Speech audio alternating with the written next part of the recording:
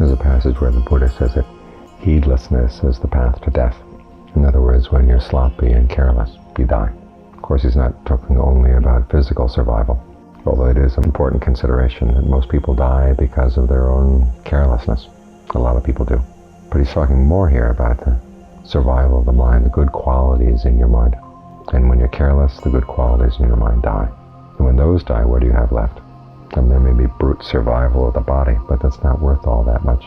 And so we come to practice the Buddha's teachings as basically survival techniques for the mind, survival tactics for the mind. How to keep the mind's good qualities going strong through observing the precepts, practicing concentration, developing discernment. That's the path. Like the meditation we're doing right now, that's a survival tactic for the mind, both on the everyday level and moment of death. The tactics you learn, the techniques you learn while you're meditation are going to stand you in good stead. So these steps that we have here, you're focusing on the breath, making the breath comfortable, spreading the breath throughout the body, allowing the breath to grow calm to the point where there's a sense of ease and rapture. Beginning stages of breath meditation. Those aren't useful only on the cushion or on your meditation seat. They're also useful in daily life. In other words, by focusing on the breath, you keep the mind in the present moment to begin with, because that's an important place to stay, because that's where all your important decisions are being made. All your karma is being created right there in the present moment. And if you're not there, okay, a lot of it gets decided on a subconscious level, on a reactive level, and you're off someplace else. Here are the forces that are shaping your life, and you're not watching over them. So the first thing to do is just bring yourself into the present moment, and then create a sense of ease and well-being in the present moment as well. One that helps you stay there, but also gives the mind something to feed on. Ultimately, of course, we want to get the mind to a place where it doesn't have to feed, but in the meantime, it's got to feed on something, so give it something good to feed on. The sense of well-being that you create simply by breathing in a way that feels good, breathing out in a way that feels good. So your mind doesn't go off feeding on things outside. What this person said, what that person did, that kind of stuff is junk food. It may be fun to feed on, but it doesn't give the mind any nourishment. It actually saps your strength. Like all the fast food you can get, there's so much cholesterol in there. It may taste good for a while, but over the long term, it's bad for you. Well, the normal things the mind tends to feed on in the course of the day. This person's actions, that person's words.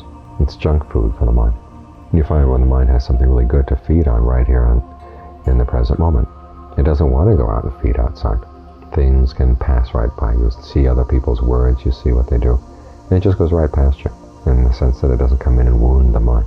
You see it clearly. It's not that you're oblivious to these things, and you can make good choices on what to do when someone else does something wrong, makes a mistake. But it doesn't wound the mind, because you haven't taken it in. Most of us are like little children. Anything gets near your mouth, you swallow it right down. Rocks, bits of glass, and then they wound you. Then you complain about what other people are doing. Well, it's your fault that you go and swallow the stuff down. So if you give the mind something good to feed on, like the comfortable sensation of the breath coming in and going out, the mind has a good place to feed. As it gets comfortable, you begin to notice the times when it's not comfortable. And a lot of times that's associated with unskillful states of mind arising. When anger arises, when greed arises, when fear arises, when jealousy arises. These things will have a change in the breath. And if you're there with the breath, and you're used to having the breath being comfortable, you notice these changes immediately. That alert you to the fact that something's gone wrong in the mind. Again, for most of us, we're off someplace else. When these things begin to take a foothold in the mind, by the time you realize they're there, they've taken over. And they kill off whatever goodness you may have. That's the whole point on why heedlessness is the path to death. You get careless about what's happening in the mind. And then all sorts of things can start coming in. So, but when you're right there, sensitive to the slightest little unpleasantness in the breath, okay, it alerts you to when things are happening. And then what do? Well, then the other step that we do here, once the breath is comfortable, you let it spread throughout the body. So you breathe through that uncomfortable breath. Breathe in such a way that loosens up the tension in the body that goes with the anger or with the fear or whatever. And then you find yourself in a much better position to act on it reasonably, wisely, with clarity, because you're not overwhelmed with a sense you've just got to get that tension or whatever out of your system, because it's already dissolved out of your system. What's left is the awareness that, okay, something should be done, but should it be done right now, or should we do it later? You can see much more clearly what the situation is, what the appropriate response is. So these basic steps in breath meditation are very important for daily survival of the goodness of the mind.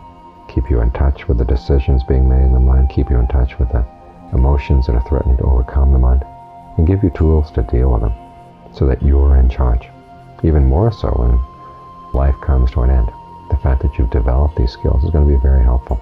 Most people are overwhelmed by the process. Their bodies, all this, which used to seem to work okay, suddenly starts falling apart. The body which they identified with starts falling apart. Then where do they go? For people who don't have any training in meditation, it's a real killer. Not only physically, but also mentally. But if you've got these skills mastered, you've got a better place for the mind to be. You can deal with whatever thoughts come up, and all kinds of thoughts are going to come thronging into your awareness at that point. This regret, that disappointment, this complaint. And it's going to be a lot of negative stuff. But if you've got good, solid mindfulness, a good, clear awareness in the present moment, you can just watch these things come and watch them go. You don't have to grab onto them. If you're really skilled in your meditation, you will have found the place where the present moment opens up into the deathless. Then you're really safe. No matter what happens, the body falls apart, all kinds of things can happen. But there's that secure place. And John Fuhr once said that when you practice meditation, you're practicing how to die properly. And these skills that we're working on, where we're sitting right here, they're your survival skills on a day-to-day level. And also when time comes for the mind to separate from the body and to separate from all its mental events, everything associated with this life. The awareness that's left, okay, that separates out.